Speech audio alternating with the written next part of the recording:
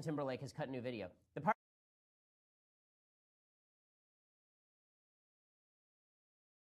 Justin Timberlake has cut a new video. The part that I find noteworthy about this is that the left is going crazy about this music video, and I really don't see why. So here it is. It's produced by Pharrell, and his wife Jessica Biel is there in a voiceover. So here is the trailer for his album, Man of the Woods.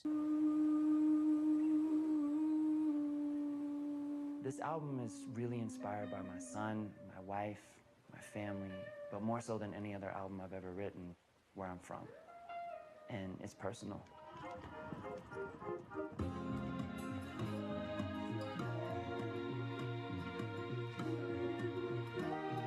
Justin Timberlake loves nature, man. It's a river. It's fire. There's like mountains, trees, campfires. Like wheat, corn. Vest, like now. Wearing a vest and corn. Okay, so in any case, the reason that this is noteworthy is because, first of all, Justin Timberlake is from Tennessee, right? He is from Tennessee, so people treat him like he's, oh, look at this city boy going and acting like he likes all the nature and such.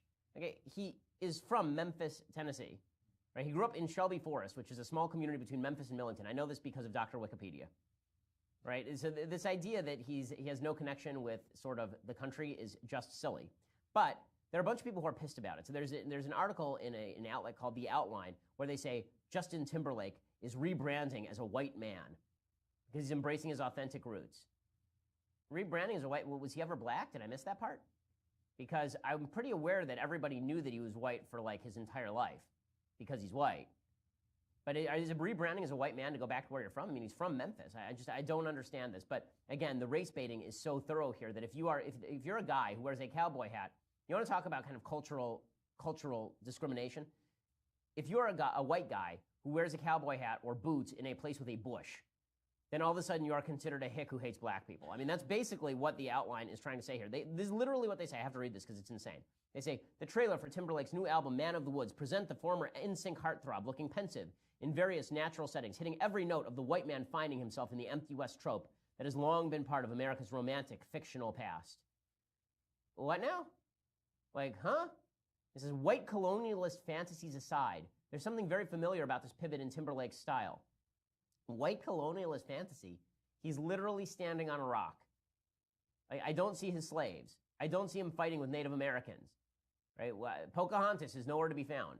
But the insane race consciousness here is just beyond. So what they're saying is that Timberlake has a long history with hip-hop and R&B, genres invented and dominated by black people. And to be clear, without African Americans, there would be no rock or country music as we know it either. But I digress.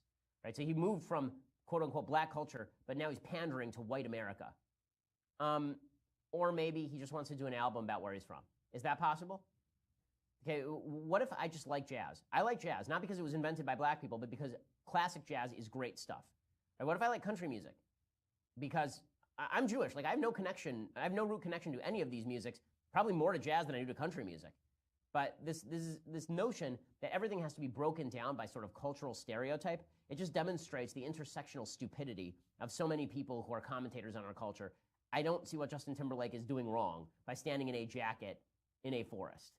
Like, the forests belong to us all.